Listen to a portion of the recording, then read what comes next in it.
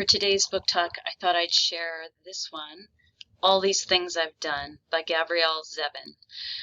So this is a dystopian future book that has such an interesting premise to it because it's not just a dystopian future book. It's also a book about obligation and family obligation.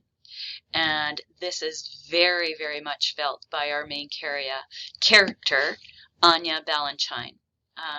Anya is born into a mob family, and her mob-bossed father has made it very clear that Anya's future will be with the mob and with the family, and that there aren't other options for this young girl.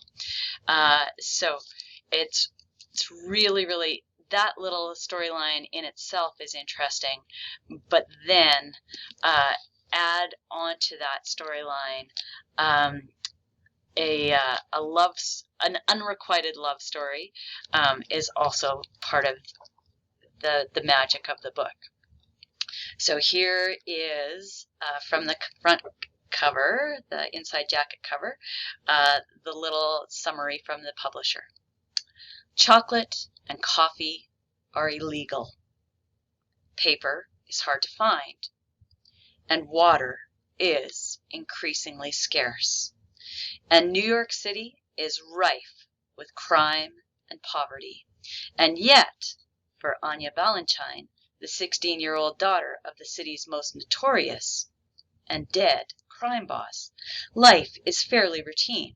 Going to school, taking care of her siblings and her dying grandmother, trying to avoid falling in love with the new assistant DA's son, and avoiding her ex-boyfriend.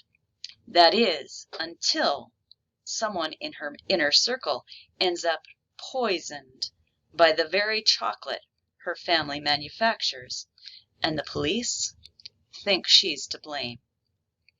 Suddenly, Anya finds herself thrust unwillingly into the spotlight, at school, in the news, and most important, within her own mafia family. So it's suspenseful. It's got just the right amount of that futuristic element, and just this love story that's on again, off again, just has all of my favorite things. This is book one of a three-part trilogy, and I hope someone will give it a try because it's so worth your time.